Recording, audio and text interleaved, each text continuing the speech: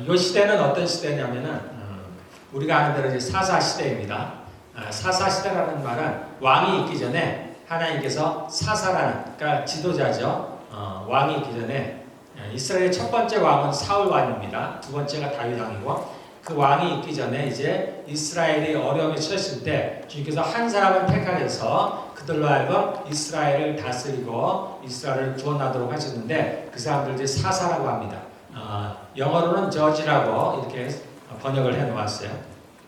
그러한 시대, 대략 한 200여 년, 200에서 한 250여 년 정도의 시간이죠. 그 당시를 이제 사사 시대라고 하는데, 이스라엘의 역사 중에서 어찌 보면 가장 암흑의 시대가 아닌가 생각합니다. 이 시대의 특징으로는 성경에 이제 사사 시대에 나오면은 자신의 소견에 옳은 대로 행하던 시대, 왕이 없던 시대입니다. 그래서 자신의 소견에 옳은 대로 행하던 시대입니다. 그러한 시대예요. 그러한 시대에 이제 사사 시대가 거의 끝나가던 시대예요. 그러한 시대에 그 이스라엘, 특히 이제 이스라엘이 이제 땅이 적죠. 그곳에 이제 기근이 들었습니다. 가뭄이 왔어요. 그리고 그것에 이제 이스라엘 중에서 베들레헴은 누구의 고향이냐면 다윗의 고향입니다. 그곳에 사는 어떤 사람, 아비멜렉이라는 사람이 있었습니다. 그의 아내는 나오미고, 그에게 이제 두 아들이 있었는데 두 아들이 있었습니다. 그들의 이름이 기론과 말론이었는데, 이제 그 이스라엘 땅에 가뭄이 드니까 그들이 어쩔 수가 없어서 그 아비멜렉이 자신의 이제 처자를 데리고 모압이라는 곳으로 이제 이사를 가면, 이민이라고 해야 될까요? 오래 살았죠. 한 10년을 살았으니까 자신의 땅을 떠나서 그 옆 나라인 모압으로 이제 가게 살게 되었어요. 그런데 그곳에 사는데 그들에게 불행이 닥쳤습니다. 먼저 나오미의 남편인 아비멜렉이 죽음을 당했고, 어떤 이유인지는 모르겠지만 일찍 죽음을 맞이했습니다. 그리고 이제 남은 이제 두 아들이 있었는데, 그 아들이 장성하여서 결혼을 하였어요. 모압에 살다 보니까 모압에 있는 여인들을 자신들의 아내로 삼았습니다. 그 중에 첫 아들의 아내가 룻이었고, 두 번째 아들의 아내가 오르바라는 여인이었습니다. 그렇게 이제 결혼해서 살았는데, 그런데 그들도 그곳에서 얼마 살지 못해서 그 두 아들도 죽음을 맞이했습니다. 그 이제 가정에 정말 큰 불행이 닥쳤죠. 그렇게 시간이 흘러서 어느덧 그들이 이제 모압에서 산 횟수도 10년이 이제 다 되었는데, 이 나오미가 그곳에서 살기가 어렵죠. 남편과 아들들을 그곳에 잃었으니까 기억도 좋지 않고, 그런데 소문을 들으니까 하나님께서 이스라엘 땅을 축복하셔서 풍년이 들었다는 이야기를 듣게 됩니다. 그래서 나오미가 이제 그 모압을 떠나서 이제 다시 그들이 살던 유대 땅으로, 베들레헴으로 이제 돌아오려는 그러한 장면입니다. 그래서 이렇게 돌아오다가 보니까 이제 두 며느리가 있는데, 며느리를 함께 데리고 갈 수가 없어요. 그들이 이제 유대인도 아니었고, 가면은 행복할 것 같지가 않죠.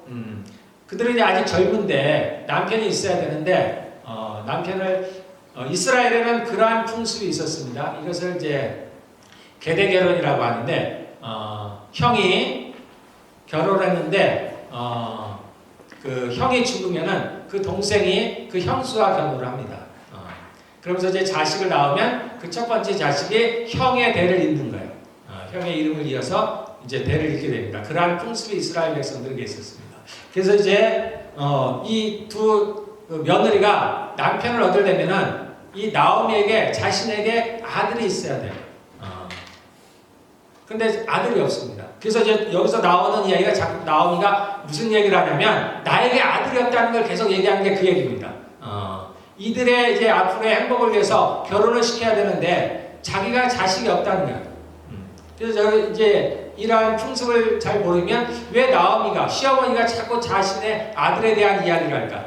왜 자신이 결혼하는 것에 대해서 얘기할까라는데, 그러한 풍습 때문입니다. 그래서 자신의 아들이, 지금 아들이 없잖아요. 그럼 혹시 내가 지금 아들이 있다 해도 이 아들이 장성하는데, 결혼하는 데까지는 몇십 년이 걸리지 않겠느냐. 그리고 현실로도 자기는 남편이 죽었는데 어떻게 자기가 아들이 있을 수가 있으며 또 설령 자기가 이제 유대 땅으로 가서 새롭게 남편을 얻어서 재혼을 한다 해서 또 정말로 우연히 바로 아들을 낳았다고 해도 그 아들이 장성해서 너희와 결혼하기까지는 너무나 오랜 시간이 걸리지 않겠느냐. 그래서 그 시간을 기다리기가 너무 어려우니까 고생이 심할 테니까 과거로서 고생을 하며 지낼 것 같으니까 너희가 나를 따라오지 말고 너희가 너희 민족이 있는 그 모압 땅에서 살고 그곳에서 남편을 얻기를 바란다라는 그러한 내용입니다. 자, 그런데 이제 두 며느리가 있는데 그 중에 둘째 며느리는 그것을 받아들이고 이제 나오미를 그 시어머니를 따라가지 않고 그 모압 땅에 이제 남기로 한 것이고 첫째 며느리인 룻은 그럼에도 불구하고 그런 모든 상황들을 저희가 알매도 불구하고 자신이 끝까지 그 어머니를 따라가겠다 하면서 이제 따라가는 내용이 그 룻기의 내용입니다. 그런 이제 룻이 그러한 자신의 행복이죠. 자신의 행복을 다 포기하고 그 어머니를 따라갔는데 가서 이제 그 보아스라는 사람을 만납니다. 나오미 이제 친척되는 사람이죠. 나오미 남편인 아비멜렉의 친척되는 보아스를 만나서 그가 이제 결혼을 하게 되고 그가 이제 아들을 낳았는데 그가 누구냐면 오벳이라는 사람인데 그가 누구냐면 다윗의 증조부가 됩니다. 그래서 이제 그 다윗의 가문이 이어져 내려왔다. 그래서 이제 더 나아가서 그것이 어디까지 가요? 예수님께까지 가는 거죠. 그래서 그 이제 계보가 이어졌다라는 것을 이제 얘기를 하는 그러한 내용입니다. 우리가 이제 룻을 보면서 많은 분들이 이야기하는 것은 이 룻이 그 다윗의 그 족보를 계보를 이어왔다라는 거예요. 그래서 아주 굉장히 이제 중요하게 생각을 합니다. 그래서 이 이방 여인이 이방인임에도 불구하고 다윗 가운데 족보에 들어갔다. 그리고 특별히 예수님의 족보 안에 들어갔다는 것으로서 굉장히 큰 영광으로 생각을 하고 큰 의미를 둡니다. 그 외에 이제 또 라합이라는 여인이 있죠. 라합이라는 여인이 있습니다. 이스라엘의 족보에 보면은 예수님의 족보에 보면은 몇 명의 여인이 나오는데 그 중에 한 명이 이 룻이라는 여인이고 또 다른 한 여인이 라합이라는 여인입니다. 이 여인도 이방 여인이죠. 여리고성에 살았던 여인입니다. 그런데 이 여인도 이제 그 다윗의 족보에 들어가죠. 그러한 여인들이 있었고 그리고 특별히 우리가 이제 그러한 여인으로서 가장 유명한 사람이 누구냐면 이제 마리아입니다. 마리아는 그 예수님의 족보에 들어갈 뿐만 아니라 족보는 아니죠. 마리아는 특별히 그 예수님의 육신의 어머니로서 굉장히 특별하게 우리가 바라보고 있고 심지어 이제 저는 이제 그 천주교에 다녀본 적은 없지만 그곳에서는 마리아를 특별한 사람으로서 이렇게 때로는 숭배를 하기도 하고 특별한 사람을 여기는 경향들이 있습니다. 제가 왜 이 얘기를 하냐면 우리는 그러한 것들에 대해서 굉장히 중요하게 생각을 많이 합니다. 특별하게. 근데 실상은 이렇게 얘기하면 좀 과한 표현이라면 그런 건 아무것도 아닙니다. 이 룻이 예수님의 또는 다윗의 그 족보상에 들어왔다라는 것이 우리는 굉장히 큰 의미를 두고 얘기하는데 실상은 아무것도 아니에요. 별거 아닙니다. 그게 아무것도 아니라면 좀 뭐하는 얘기고 그들은 그 나름대로 그 계보를 연결했죠. 하나님께서 그들을 사용을 하셨습니다. 그래서 이제 예수님이 오시기까지 그 족보를 이어준 그러한 역할을 했죠. 그 정도. 그냥 그 정도 했죠. 마리아가 예수님을 낳았으니까 예수님이 그 하나님께서 마리아를 사용하셔서 육신의 어머니로 사용을 하신 거예요. 쓰신 거예요. 그냥 그 정도입니다. 하늘에서 그에 따른 상을 받겠죠. 그에 따른 상을 받습니다. 그 정도. 그 이상의 큰 의미는 아니라는 겁니다. 그러면은 이 룻이든지 라합이든지 또는 마리아든지 그러면 그들에게는 어떤 영광이 있어요? 다른 게 아닙니다. 그들은 하나님의 자녀가 됐다는 거예요. 이 영광이 어마어마하게 큽니다. 다른 거하고는 비교할 수가 없어요. 그래서 우리는 자꾸 이 땅의 것을 가지고 이제 어떻게 하나님 나라의 그러한 것으로 비유를 많이 합니다. 그래서 이 땅에서 뭔가를 우리가 귀하게 여기는, 그래서 우리가 하나님께서 귀하게 여기시는 것, 하나님께서 중요하게 여기시는 것, 그러한 것들과 우리가 중요하게 여기는 것들을 구분할 수 있어야 됩니다. 우리는 많은 경우 사람들을 많이 쳐다봅니다. 어떤 교회든지, 특별히 우리가 교회를 다니까 어떤 교회가 크다든지 뛰어나다 하면 와, 목사님이 대단하다. 우리는 늘 그런 생각을 하고 있어요. 야, 저 목사님이 대단하다. 저 목사님이 그릇이 대단하다. 뭐 그런 생각들, 그런 표현들을 많이 하는데 이것은 아니에요. 전혀 아닙니다. 조금도 아니고 전혀 아니에요. 그건 아무 관계가 없습니다. 사람은 그렇게 영광을 받을 만한 그러한 존재가 되지는 못해요. 우리가 하나 정말 감사한 것은 나를 또는 누군가를 그분을 하나님께 쓰셨다라는 거예요. 그분이 그렇게 쓰임을 받았다라는 겁니다. 그에 따른 하나님께서 하나님 나라에서 상을 주시겠죠? 네, 그 정도입니다. 그래서 우리가 룻기를 보면서도 특별히 그러한 생각들을 좀 바꿀 필요가 있습니다. 정말 귀중한 게 뭔지, 정말 중요한 게 뭔지. 그래서 우리는 우리도 모르게 자꾸 이 땅에 뭔가를 남기기를 원합니다. 이 땅의 것을 중요하게 생각을 해요. 그런데 세상 사람들이 하는 것이죠. 세상 사람들은 미래에 대한 소망이 없잖아요. 죽음 이후에 대한 소망이 없습니다. 죽음이 끝이니까. 그러니까 이 땅에서 무엇이든지 어떻게 하든지 자기의 이름을 좀 남기려고 합니다. 근데 우리는 그럴 필요가 전혀 없어요. 이 땅은 아무것도 아니라는 걸 알고 있습니다. 아무것도 아닌 정도가 아니고 이 땅은 영원히 사라져버릴 거라는 걸 압니다.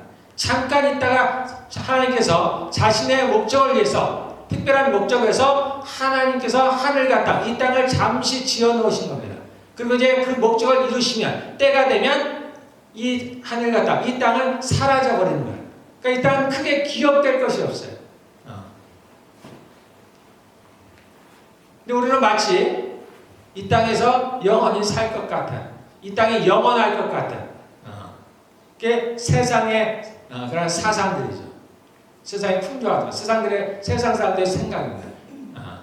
그것이 우리 안에도 들어와서 우리도 마치 무언가를 남겨야 되는 것처럼 이 땅에서 그렇게 살아가는 경우들이 많이 있는데 그렇지 않다는 거예요. 이 땅은 잠깐 있으면 이제 사라집니다.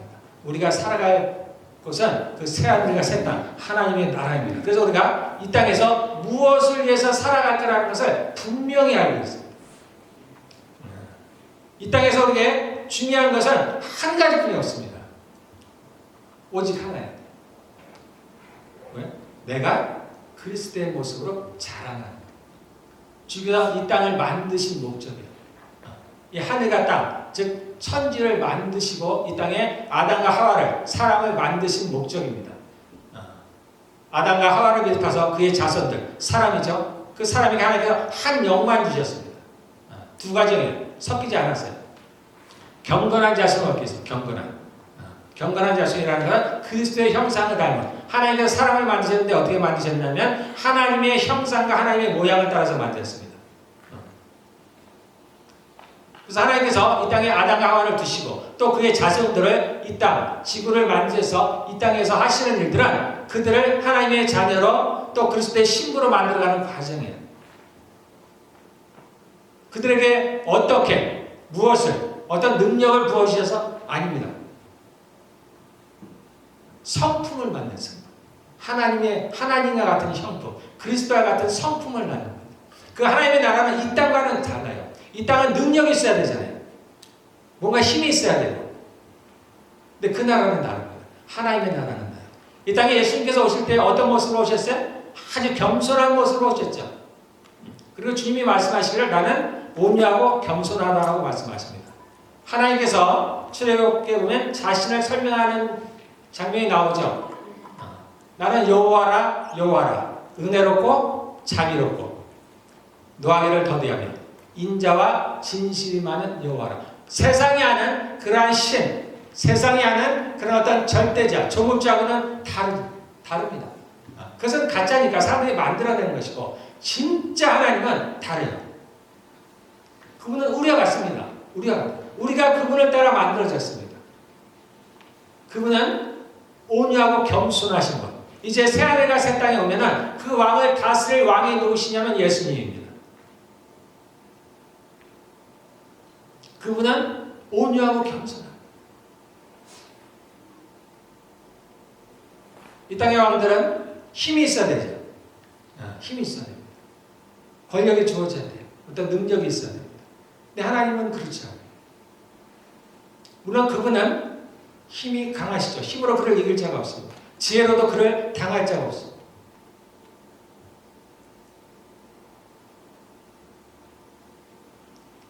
그분은, 그리고 그 나라는 누가 다스리느냐? 그 나라에 다스리는 자는 섬기는 자입니다. 그래서 주님께서 이 땅에 오셔서 그 본을 보여주셨어요. 너희가 높은 자가 되려면 어떻게 하라 했습니까? 너희가 가장 낮은 자가 되라고 말씀하십니다. 그건 이 땅에서 뿐만이 아닙니다. 특별히 그 하나님과 새하늘과 새 땅에 대한 이야기예요. 거기서 우리가 높아지기를 원하면 낮아야 된다. 낮은 자. 섬기는 자가 돼야 된다. 그래서 우리가 주님께서 이 땅에서 우리를 어떤 모습으로 만들기 원하시냐면 우리가 예수님을 닮아가기를 원하십니다. 그분의 성품을 우리 안에 새기기를 원하십니다. 그 예수님의 성품은 어떤 성품이냐면 섬기는 자의 모습이죠. 그것이 이 땅에서 우리가 추구해야 될 목표예요. 그런데 이 땅은 전혀 다르게 가르치잖아요. 이 땅은 전혀 다르게 가르칩니다. 특별히 이제 마지막 때를 살아가는 지금의 사장들은 더더욱이나 그러죠. 다 누구를 최고로 보면 자기를 최고로 여기죠. 그래서 제가 가끔 얘기합니다. 우리 자녀들에게 뭘 가르쳐요? 너가 최고다. 이게 옳지 않다라는 거예요. 우리는 그렇게 가르치는 게 아니에요. 그건 세상이 가르치는 거예요. 세상. 근데 그것이 마치 그것이 옳은 양 우리 자녀들이 잘못된 지식을 전달하는 거예요. 잘못된 교훈을 가르치는 거예요. 주님은 어떻게 하세요? 우리가 종이 되라고 말씀하십니다. 그 나라에 섬기는 자는 우리가 영원히 살 하나님의 나라에서 섬기는 자예요. 다스리는 자가 섬기는 자입니다. 하나님께서 이 땅에서 아담과 하와를 만드시고 그의 자손들을 퍼뜨려서 이제 하나님의 자녀들 그리스도의 신부를 이제 만드시는데 그 크신 하나님의 나라 이 땅도 크죠. 지구도 크지만 이 지구뿐만 아니라 이 우주를 보면 얼마나 우주가 큰지 우리가 상상을 못하죠. 근데 하나님의 나라는 그보다 크지 않겠어요? 그 하나님의 나라는 영원한 나라잖아요. 시간이 얼마나 됐는지도 몰라요. 얼마나 많은 종류의 생명체들이 살고 있는지 우리는 모릅니다. 우리가 아는 것은 단지 눈에 보이는 사람들 뿐이죠. 또한 많은 동물들이죠. 또 성경에 보면은 천사들에 대한 이야기가 나오고요. 천사도 여러 가지가 나오죠. 에인젤이라고 하는 거예요. 구름이라는 천사, 스락이라는 천사도 있고. 또 성경에 보면 내 생물에 대한 이야기도 나오고요. 24장로들에 대한 이야기도 여러 종류의 생명체들이 나옵니다. 그 하나님 나라에는 얼마나 많은 생명체들이 있을지 알지 못합니다.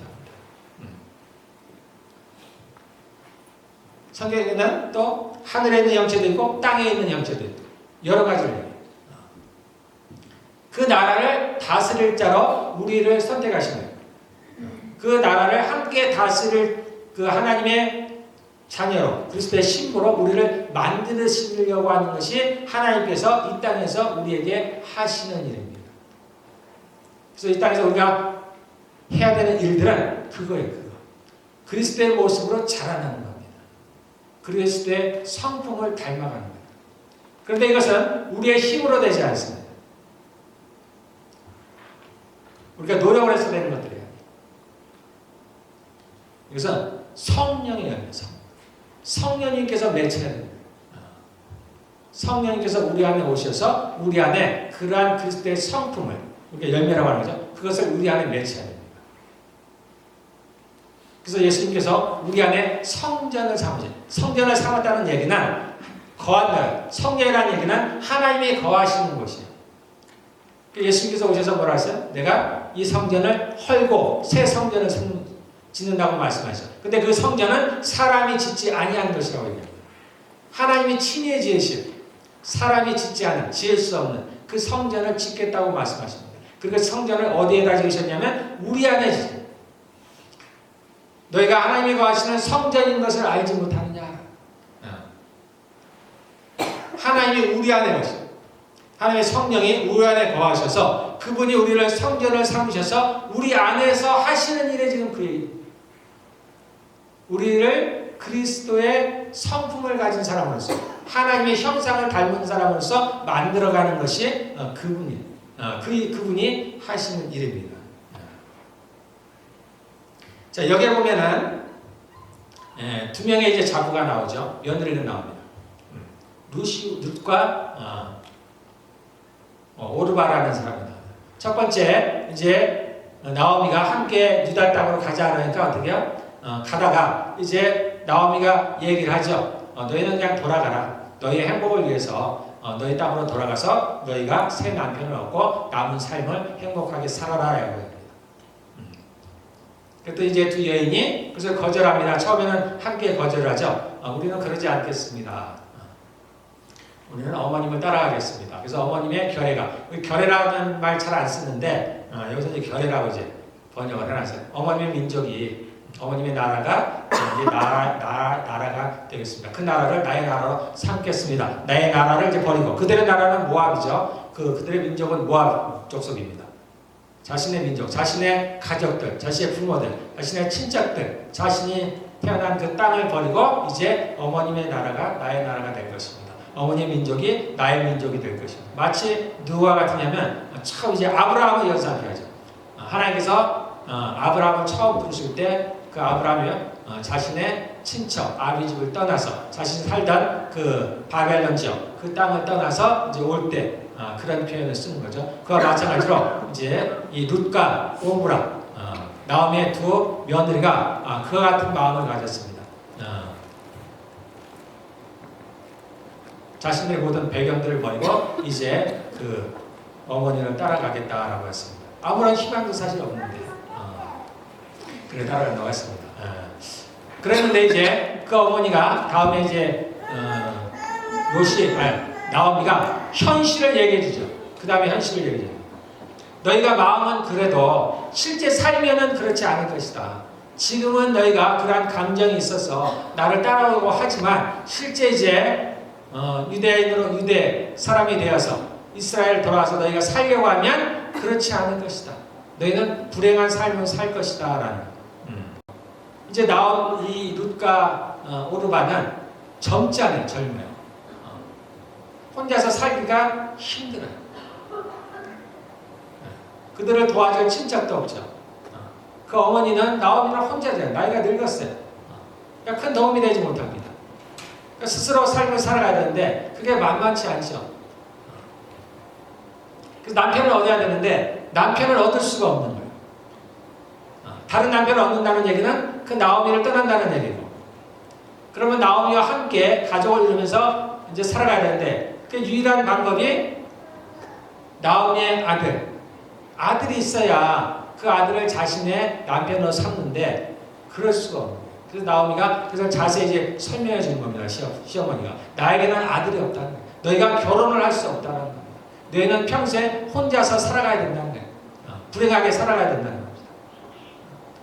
설령 내가 가서 재혼을 해서 내가 오늘 밤에 아들을 낳는다 해도 그들이 자라기까지는 몇십 년이 걸릴 텐데 너희가 그때까지 어찌 기다리겠느냐.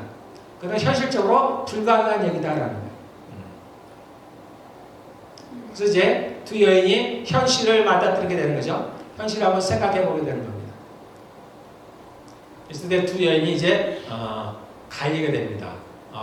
둘째 며느리는 이제 현실을 직시하죠. 그래서 어머니를 따라가지 않냐고 모압에 남겠다고 하는데 룻은 그럼에도 불구하고 그런 현실을 본인이 들었음에도 불구하고 그 모든 것을 포기하고 그는 무엇을 얻겠다는지도 모르겠죠. 그가 이스라엘 땅에서 또는 어머니와 함께 살아가면서 글쎄 무슨 희망이 있을까, 무슨 희망을 갖고 택했는지 우리는 알지 못하는데 그는 그 어머니를 택했습니다. 죽은 자기 남편과의 어떤 의리, 글쎄요, 그럴 수도 있겠고 그 당시의 어떤 문화, 그럴 수 있습니다. 어쨌든 그는 자기 시어머니를 선택을 했습니다. 그리고 함께 이제 그 유대 대모로 향하게 됩니다. 그러면서 그가 이제 단호하게 이야기하는 장면이 우리가 마지막에 읽었던 겁니다. 어머니의 결의가, 어머니의 민족이, 어머니의 나라가 이제 나의 나라가 됩니다. 어머님의 하나님이 나의 하나님이 됩니다. 네. 그래서 내가 죽기 전까지 어머님을 떠나가지 않겠다라고 해서 그가 이제 룻이 단호하게 이제 결단하는 장면이 나옵니다. 네. 그는 알고 했든지 모르고 했든지 아마 모르고 했겠죠. 자신의 미래가 어떨지 몰랐겠죠.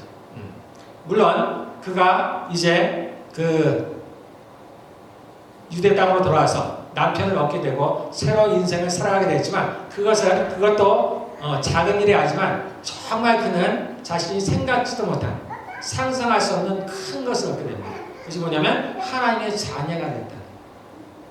하나님의 자녀가 됐다. 그가 그때는 몰랐겠죠. 그가 사는 동안에도 잘 몰랐겠죠. 그러나 그가 이제 죽음을 맞이하고 죽고 난 후에 비로소 하나님을 만나게 되고 하나님을 알게 되면서 그에게 엄청난 축복을 받았다는 것을 알게 되는 것입니다. 이 룻은 구약의 이스라엘 사람들은 비록 하나님을 믿었지만은 그들은 이 죽음 후에 그러한 천국, 우리가 생각하는, 우리가 알고 있는, 우리가 듣고 있는 그러한 새하늘과 새 땅, 그 천국이 있다는 것을 잘 몰랐습니다.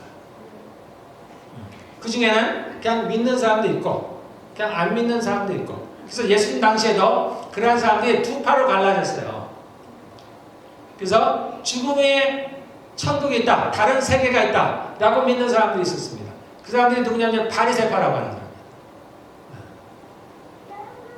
그래서 또 한 파가 있는데, 또 한 파는 사두개파라는 거예요. 사두개. 그 사람들은 뭐냐면 부활을 믿지 않았어요. 그러니까 죽으면 끝이라는, 같은 이스라엘 사람이지만 같은 하나님의 율법을 갖고 있고 하나님의 말씀을 갖고 있는 사람들임에도 불구하고 그들은 죽음 후에 무엇이 있는지 정확히 몰라요. 왜냐하면 구약에서는 명확하지가 않았어요. 죽음이 어떻게 될 것이라는 걸 명확히 알지 못했습니다. 그중에 어떤 사람은 알고 있었어요. 예수님께서 그 나사로를 살리는 장면에서 그런 얘기가 잠깐 나오죠.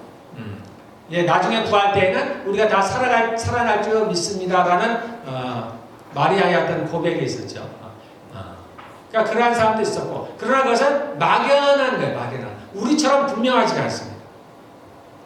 우리는 예수님이 오셔서 이제 죽음 후에 심판이 있다는 걸 분명히 말씀하셨어요. 한번 죽는 것은 사람에게 정해진 것이요, 그 후에는 심판이 있으리니. 예수님이 이 땅에 오신 여러 가지 목적이 있습니다. 그 하나님의 나라를 알게 하는 것도 있고요. 이제 비로소 하나님의 나라를 알려주시러 오셨어요. 그리고 하나님의 심판이 있다는 것도 알려주십니다. 죽음의 심판이 있다는 것. 죽으면 끝이 아니라는 것. 한 번 죽는 것은 사람에게 정해져 있지만 그러나 끝이 아니라는 것. 이 몸은 흙으로 지음을 받았으니까 이제 흙으로 돌아가지만 땅에 썩지만 우리의 영혼은 끝이 아니라는 것. 죽지 않는다는 것. 정확히 얘기하면 우리의 혼인, 하나님 앞에서 심판을 받게 된다는 것. 이 땅에서 어떻게 살았느냐에 따라서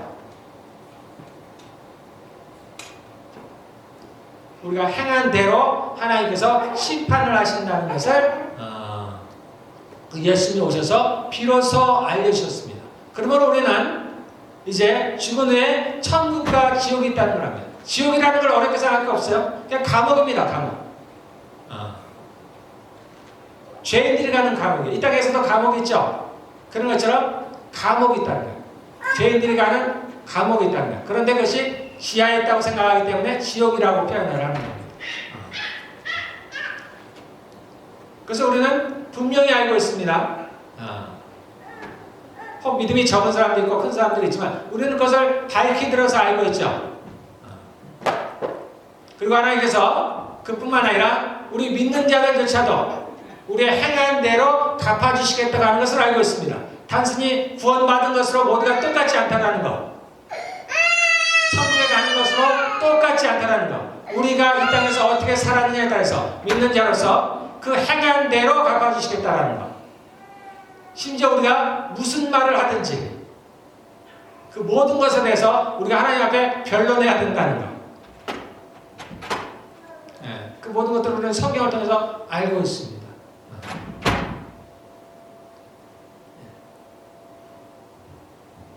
자, 오늘 그래서 룻의 결단인데요. 그럼에도 불구하고 이 모든 사실을 알고 있음에도 불구하고 우리는 룻과 같은 결단을 할 수 있는가라는 것, 또는 그러한 결단을 하면서 살아가고 있는가라는 것입니다.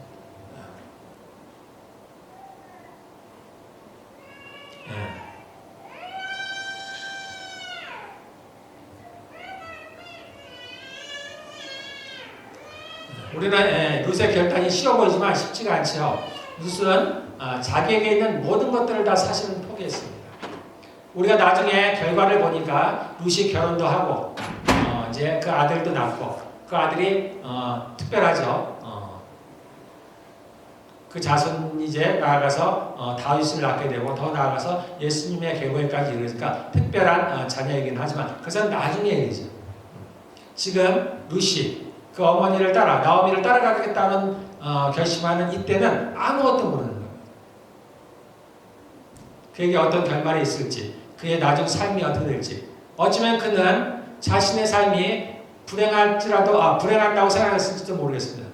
조금만 생각을 해보면 그는 더 이상 결혼을 할 처지가 못 돼요. 결혼할 수 있는 여건이 전혀 아닙니다. 그러면 여자로서 또는 한 사람으로서 자신에게 어떤 미래가 있을까? 어떤 행복이 있을까? 굳이 오래 생각지 않아도 알 수가 있습니다. 그러므로 다른 한 여인은 떠나갔죠.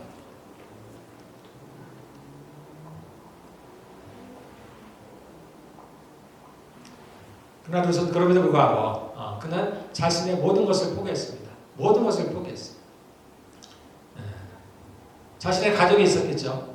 그 가족도 포기하고 자신의 정체성, 자기가 모압 사람이라는 자신의 나라도 포기하고 자신이 평생 살아온 자신의 땅을 떠나서 정말 익숙하던 모든 것들을 떠나서 이제 새로운 곳으로 가요.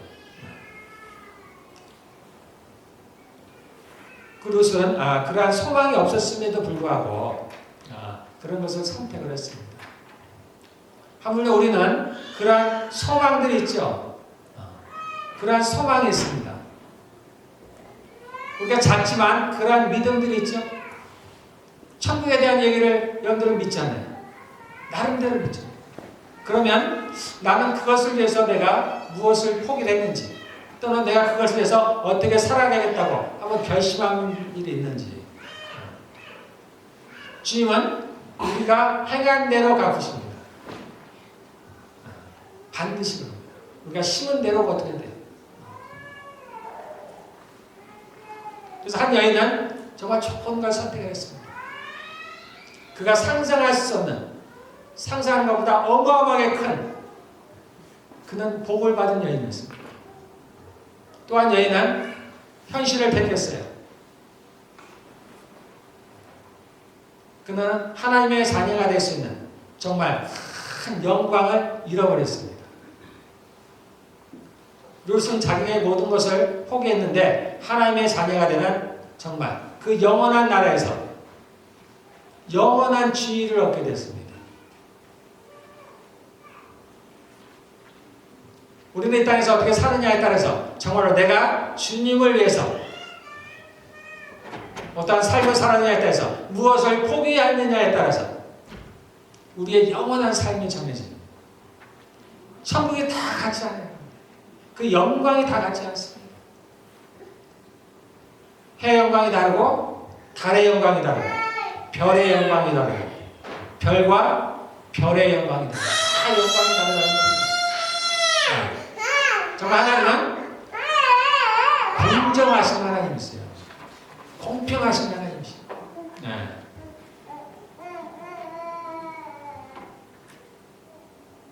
제가 이제 하나님에게 얘기를 하다 보면 그냥 뭐라고 할까요? 아주 특별한 느낌이 없어요. 그냥 내가 생각하는 거 주님도 생각하세요. 물론 저에게 맞추시겠지만은 그래서 우리가 주님을 위해서 뭔가를 포기할 때 주님이 아시더라고요.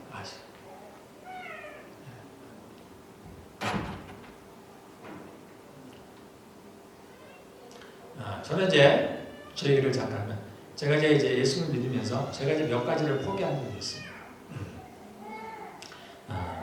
저는 예수님을 만나기 전에 제가 예수님을 믿기 전에 저는 이제 청년 때 예수님을 믿었는데 그 전에 이제 꿈이 없던 사람이었어요.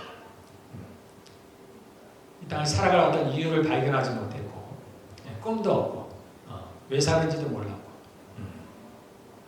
그러다가 이제 제가 이제 교회를 처음 가서 하나님을 알게 됐고 그리고 나서 나에게 이제 새로운 소망이 생겼죠. 그리고 모든 것을 이제 해답을 얻었다고 할까요? 내가 어디서 왔는지 어디로 가는지 내가 왜 태어났는지 더 나아가서 내가 일단 이제 어떻게 살아야 되는지에 대한 모든 해답을 얻었습니다. 그러니까 나의 인생이 순식간에 하루아침에 확 바뀌었습니다.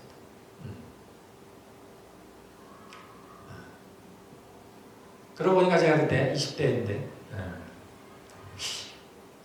좀 안타까운 게 뭐였냐면 내가 20대가 되도록 왜 누가 나에게 예수님에 대해서 얘기해 주지 않았을까? 야, 이 구원에 대한 이야기를 왜 나에게 해주지 않았을까? 내 주변에 크리스찬들이 많이 있었는데 내 친구들 가운데서도 교회를 열심히 다니는 친구들이 있었을 텐데 왜 나에게 이것을 얘기해 주지 않았을까? 왜 하나님에 대해서 나에게 좀 얘기해 주지 않았을까? 그 지점 저는 안타까웠습니다. 그래서 저는 제 소망이 생겼어요. 제가 그 일을 하게 되겠다. 이것보다 중요한 게 어디 있어요? 이 땅이 잠깐 우리가 살아가는 것이고 그 천국이 영원히 살아갈 땅이라면 그 땅을 준비하는 것보다 중요한 게 어디 있어요? 천국과 지옥이 있는데 지옥을 안 가는 것보다 중요한 게 어디 있어요? 이 세상에 어떤 것도 그거에 비하면 아무것도 아니에요. 저는 이제 그 일을 하기로 마음을 먹었어요. 그런데 살아는 가야 되잖아요. 우리가 육신을 갖고 있으니까 어쨌든 먹어야 되고 살아는 가야 돼요. 우리가 필요한 것도 있습니다. 우리가 하는 대로 의식주라는 게 필요하죠. 요즘 같으면 필요한 게 갈수록 많아지죠. 우리 셀폰만 없어도 못 살아갑니다. 폰 하나만 없어도 못 살아요. 예전에는 먹기만 하면 됐었는데 지금은 그게 아니에요. 여러 가지들이 필요하게 되었습니다. 저도 이제 제가 하나님을 믿는다고 해서 제가 안 먹고도 살 수 있는 게 아닙니까? 근데 제가 무엇을 할까 이제 생각을 하다가 제가 일을 하면서 즉 돈을 벌면서 일을 하면서 살아가기에는 시간이 너무 아깝다는 생각이 들었습니다. 이렇게 해서 시간을 허비하기에는 이 땅에서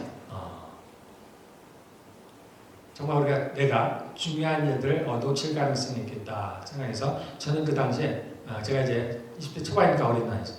결혼도 하기 전이었죠. 저는 그걸 이제 포기를 했습니다. 제가 돈 버는 일을 포기해야 되겠다. 이거는 내가 정말 포기해야 되겠다. 그래서 제가 이제 포기를 했습니다. 그때 포기를 했어요. 그래서 먹고 사는 것은 어떻게든 그냥 대충 살아가자. 굶어 죽지는 않겠지. 또 하나님이 계십니까? 그래서 제가 먹고 사는 일은 포기를 했습니다. 그런 일은 하지 않겠다고 포기를 했어요. 그 다음에 제가 이제 살다 보니까 저에게 어떤 문제가 생기냐면 제가 이빨이 아주 안 좋았어요. 이빨이. 제가 이제 캐나다에 온 게 98년도인데요. 98년도. 제가 이제 한 1년 반 정도 있다가 한국에 다시 돌아갔습니다. 그리고 이제 2001년도에 다시 왔는데 다시 오면서 이빨이 굉장히 안 좋았어요. 지금 제 이빨은 다 틀립니다. 그러니까 내가 젊은 나이에 이빨이 안 좋았어요. 근데 이빨이 안 좋은 게 급속도로 안 좋아지기 시작해요. 그래서 제가 이제 2006년도에 제가 밴쿠버에서 신학교를 졸업했는데 제가 그때 사진을 보면 이게 몰골이 말이 아니죠. 전혀 다른 사람이에요. 보기에도 제가 정말 겁나는 그런 모습이었어요. 제가 제 얼굴을 못 보니까 살아갔어요. 제 아내가 어떻게 살아갔나 모르겠어요. 그런 저를 보면서 정말 괴물 같은 모습이에요.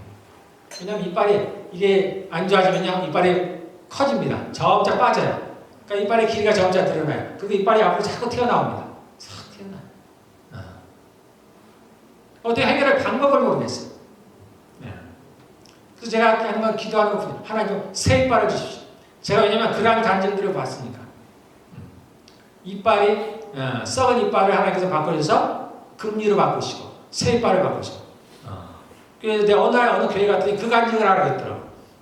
그 전날인가 전전날에 부흥회를 했는데 치유 집회를 했는데 이제 그 치유한 거 여기 사람들은요 그냥 앞에서 이제 얘기를 해요. 그래서 누가 와서 검사도 합니다. 진짜 그런 거 아닌가. 그래서 제가 그날 예배를 드리러 갔는데 그 간증을 하는 거였어요. 그 사람들이 앞에 하는 사람씩 나오면서 내가 영어를 잘 못함에도 그래서 조금은 알아듣겠더라고요. 내가 이빨에 썩은 이빨이 있었는데 이것이 새 이빨로 바뀌어졌다. 또는 어떤 분들은 금리빨로 바뀌어요. 그러니까 누가 앞에 가서 이제 검사를 합니다. 확인을 해요. 그래서 제가 그런 이제 간증들을 많이 그때 들었어요. 그래서 저도 하나님께 기도하기를 하나님 좀 저한테 새 이빨을 주십시오. 전체 이빨을 좀 갈아주십시오. 제가 이제 할 수 있는 건 이제 그런 기도였어요. 어쨌든 현실은 계속해서 이제 이빨이 이제 하나씩 이제 빠져나가는 거다. 이제 덜렁덜렁 보이죠. 그리고 이제 그 당시에 제가 이제 생활이 여의치가 않았기 때문에 뭐 어떻게 할 수가 없었어요. 여기는 이제 이빨 하나 빠는데도 그 당시에만 한 200~300불을 줬어요. 근데 내가 전체 이빨을 빼야 되니까 가서 제가 견적을 배우니까 몇천 불이라는 거예요. 그 당시 저로서는 뭐 엄두가 날 수 없는 돈이었어요. 그래서 어떻게 하냐면 시간 되면 하나씩 빼는 거예요. 내가 돈을 주고 뺄 수는 없으니까 하나씩 빼나가는 거예요. 그래서 조금 흔들리면 아프니까 못 빼고 좀 많이 흔들리면 이제 많이 흔들면 덜렁덜렁 하면 이제 그때 하나씩 빼나가는 거예요. 하나씩. 이제 어금니는 빼기가 어렵죠. 왜냐면 어금니는 이제 점차 이제 안 좋아진다는 게 썩기도 하고 그래요. 그러니까 아프죠. 아프니까 어떻게 해요? 앞니 같으면 조금 흔들면 빼는데 어금니는 뺄 수가 없어. 그거 어떻게 빼요? 여러분들 좀 무서울 수도 있는데 제가 뺐습니다. 제가 이제 젓가락을 끼워갖고 빼버렸어요. 정말 제가 그 무서운 일을 했습니다. 그것보다는 아픈 걸 못 참겠습니다. 그러니까 차라리 내가 잠시 동안 고통을 잊어버리고 빼버리자. 그래서 제가 그렇게 뺐어요. 그렇게 이빨을 하나씩 뺐습니다. 저도 보고 있는 거예요. 하나님께서 도대체 무슨 일을 하시나, 어떻게 하시나. 저도 살아가면서 그게 이제 하루 이틀이 아니죠. 1, 2년이 아니에요. 몇 년이 지도는 동안에 하나님께서 이 일을 어떻게 해결하시나 저도 궁금하고. 그런데 이제 문제는 뭐냐면 먹지를 못해요. 먹지를 못해. 그러니까 이제 딱딱한 거를 이제 조금 더 쉬면서 먹을 수 있는데 이제 점차 이빨이 이제 흔들리니까 앞니들이 이제 흔들리니까 씹을 수가 없어요. 그러니까 나중에는 제가 이제 이빨이 너무 이제 흔들리니까 아무것도 씹을 수가 없어요. 자를 수가 없는 거죠. 수박을 자를 수가 없는 거예요. 그때 제가 이제 포기를 했습니다. 하나님 제가 먹는 즐거움을 포기하겠습니다. 제가 이제 먹는 걸 포기하겠습니다. 그래서 제가 그때부터 이제 가루를 먹기 시작했어요. 그래서 미숫가루나 이제 한국에서 그때 황성주 생식이 유명했어요. 그래서 제가 우리 아는 분이 그 황성주 생식을 그때 여기서 이제 들여와가지고 파는 분이었어요. 그래서 제가 이제 교회 이제 전도사니까 저에게 좀 싼 값으로 줬어요. 그래서 제가 그걸 가지고 이제 매일 그걸로 이제 제가 끼니를 해결하는 겁니다. 근데 그것도 이제 조금 비싸기도 하죠. 그러니까 어떻게 이런 이제 마트에 가서 미숫가루를 사는 거죠. 그러니까 미숫가루를 사가지고 그걸로 내가 끼니를 이제 저는 근데 전혀 괜찮았어요. 제가 이 정도는 하나님 제가 괜찮습니다. 내가 이 땅은 이렇게 살아가겠습니다. 제가 먹는 즐거움을 그런 것을 이 땅에서 안 느껴도 됩니다. 제가 없어도 됩니다. 제가 이렇게 살다가 제가 하나님 나라에 가겠습니다. 제가 그때 이제 포기를 했습니다. 그리고 이제 제가 삶을 살다 보니까 또 내가 뭘 포기를 했냐면 삶이 재미가 없어요. 즐거움이 없어요. 아무 기쁨이 없어요. 하나님이 저와 늘 함께 했습니다. 제가 알아요. 정말 함께 했어요. 근데 기쁨이 없는 거예요. 아무래도 기쁨이 없어요. 아무 기쁨이 없어요. 아무 즐거움이 없어요. 살아가는데 그냥 살아가는 거예요. 살아가는 거. 즐거움이 없어요. 내가 늘 주님께 했던 얘기가 주님 기쁜 게 하나도 없네요. 즐거움이 하나도 없어요. 재밌는 게 아무것도 없어요. 더군다나 캐나다니까 더더욱이나 그렇죠. 한국 같은 데도 물론 친구들도 잘 없지만 우리가 즐길 것들이 있죠. 물론 다 안 좋은 거죠. 근데 근데 거기서 나오니까 감사하긴 하지만 한편으로는 할 일이 없는 거야. 내가 때문에 할 일이 없는 거야. 그나마 내가 일이라도 열심히 하고 할 일이 많았으면 괜찮은데 그것도 아니야. 그냥 살아갈 만큼만 근신히 일하는 거야. 그러니까 대부분의 시간은 그냥 지내는 거야. 그러니까 재미가 없어. 그러다 보니까 물론 반대로 무슨 제가 늘 하나님과 얘기를 하게 되죠. 그 당시는 하나님께서 제게 말씀하지 않았습니까? 제가 혼자 얘기를 하는 거예요. 하나님께 늘 얘기를 하죠. 하나님 어떻습니까? 어떻습니까? 어땠습니까? 그러면서 제가 또 그거를 포기했습니다. 하나님, 내가 이 땅에서 이렇게 즐겁고 기쁘고 재미난 것들은 없어도 괜찮을 것 같습니다. 내가 이것은 포기하겠습니다. 이 땅에 사는 동안에 이것은 하나님 제가 견딜 수 있을 것 같아요. 이거는 괜찮습니다. 왜냐하면 하나님이 계시잖아요. 나에게 천국이 있잖아요. 하나님 나라에서. 그러니까 나에게는 그 소망이 있잖아요. 내가 자포자기하는 게 아니에요, 여러분들. 이것은 자포자기하고는 다른 겁니다. 내가 능력이 안 되니까 할 수가 없어서 내가 마지못해서 포기하는 거와는 좀 다른 겁니다. 물론 내가 마지못해서 그런 것도 있기는 있지만 그보다는 내가 여기서 감수하겠다는 거예요. 내가 현재 지금 나의 이러한 상태를 하나님 내가 받아들이겠습니다. 그리고 내가 그 하나님의 나라를 소망하며 가겠습니다. 내가 그것을 그리워하며 가겠습니다. 내가 주님 만날 그날을 기대하며 살아가겠습니다. 그래서 저는 그렇게 뭐라 그래? 불행하신 사람이에요. 그 모든 걸 포기했다고 해서 내가 불행하냐? 그렇지 않습니다. 저는 불행한 사람이 아니었어요. 저는 반대였습니다.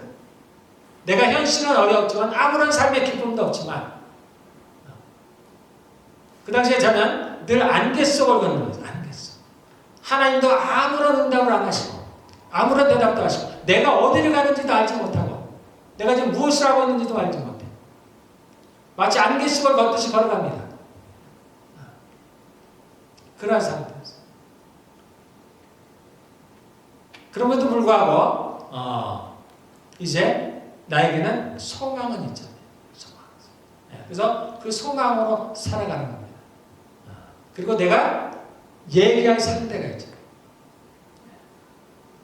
그 모든 상황들을 아시는 하나님, 그리고 그 모든 상황을 반대로 역전시키고 바꿀 수 있는 하나님. 비록 현실적으로 내게 지금 그 일을 하시지 않지만 그러나 주님이 마음만 먹으시면 주님이 하시기로 작정만 하시면 언제든지 바꿀 수 있는 정말로 하루아침에 나의 이빨을 새로운 이빨로 바꿔줄 수 있는 하나님.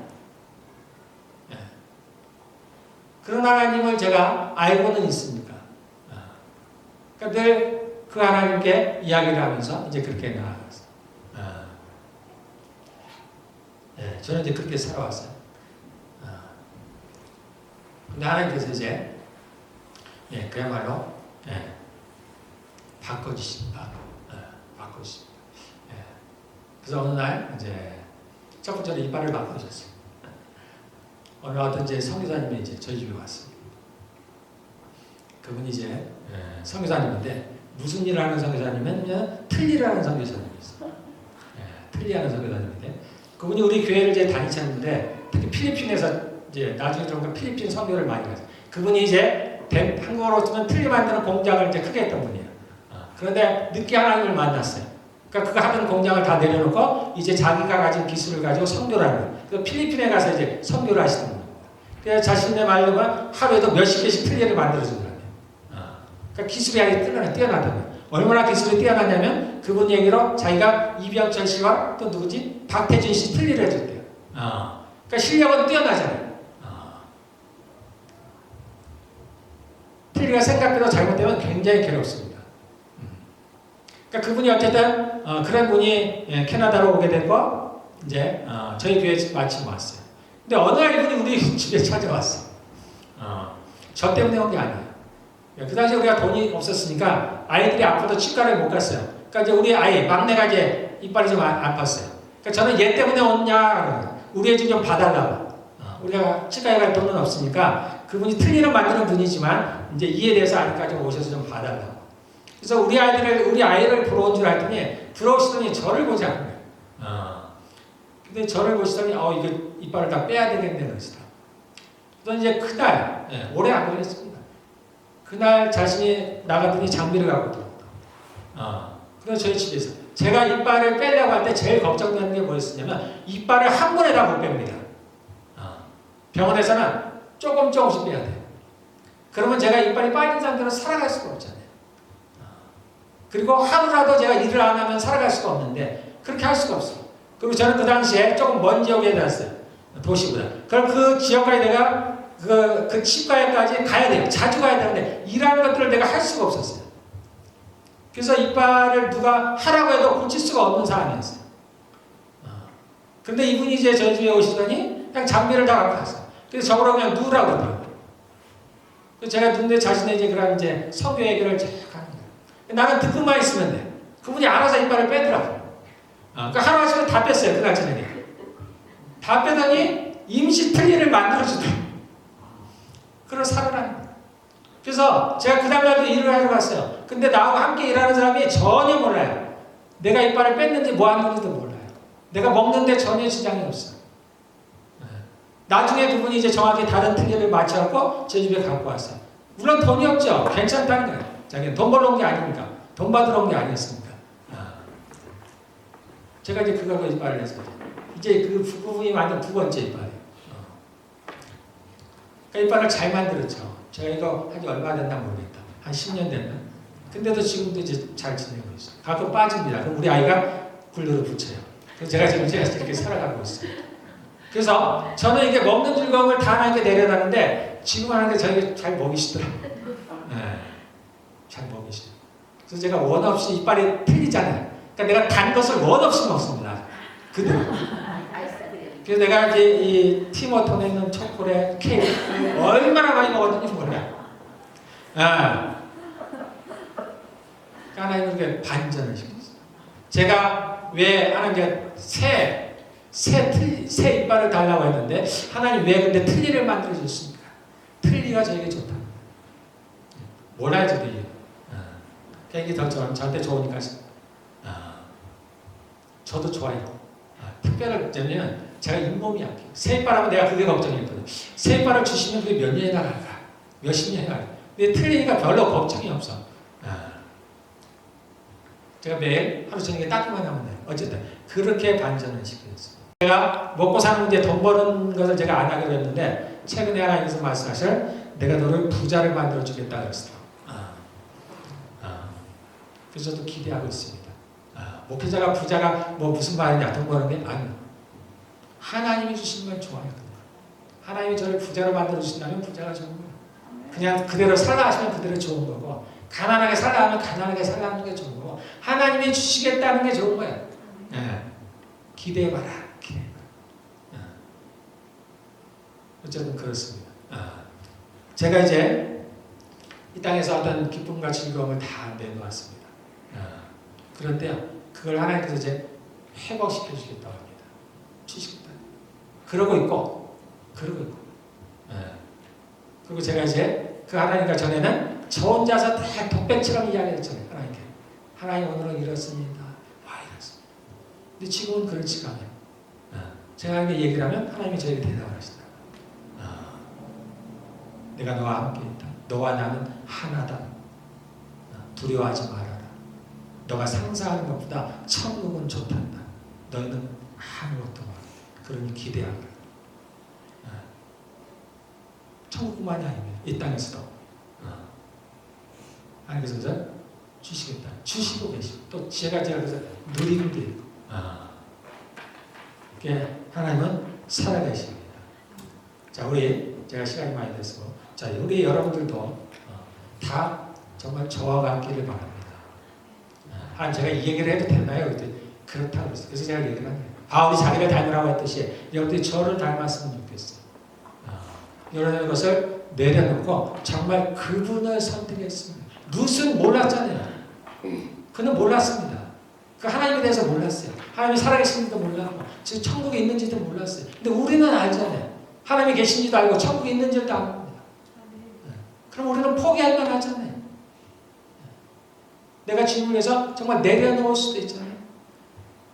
근데 그분은 갚아주시는 하나님입니다. 왜냐하면 그분은 전능하십니다. 우리가 뭘 해야 기쁜지를 알아요. 내게 맞는 것이 가장 무엇인지를 압니다. 내가 어떨 때 내 마음이 평강하고 어떨 때 내가 재미를 느끼고 내가 어떨 때 기쁨을 느끼는지를 하나님은 정확히 아십니다. 제가 하나님과 대화를 할 때 저는 좋아요. 하나님이 나에게 설교를 어떻게 하라고 가르쳐 주실 때 저는 아주 기쁩니다. 그래서 지금은 하나님께서 내게 기쁨을 주시기 위해서 이제 그 하나님께서 저에게 찾아오신 게 세 번째입니다. 첫 번째가 아니면 2003년도, 그 다음에 10년이 돼서 2013년도, 그리고 아마 2023년도 요번에. 첫 번째, 두 번째는 잠깐 오셨다가 했어요. 그러니까 한마디씩만 하시면서. 첫 번째는 너가 내 종이 되겠느냐? 두 번째는 너는 내가 시키는 일을 하라? 세 번째 오셨습니다. 그래서 제가 하나님 또 언제 떠나가실 건가요? 아니다. 이제 영원히 너를 떠나가지 않을 것이다. 내가 영원히 너와 함께 있겠다. 그것만으로 저희는 아주 충분하죠. 우리 한번 다 같이 우리 한번 기대해 봅시다. 마음에 결단 한번 해보십시오. 내가 잘 몰라도 내가 이제 주님 한번 믿어보겠습니다. 정말 내가 한번 새로운 삶을 살아보겠습니다. 내가 지금 있는 것 바울이 그렇죠? 다 배설물 똥처럼 얘기했던 내가 이 모든 걸 다 똥처럼 얘기하고 하나님 제게 원하는 것이 무엇입니까? 내가 무엇 하기를 원하십니까? 제가 그 삶을 살아가겠습니다.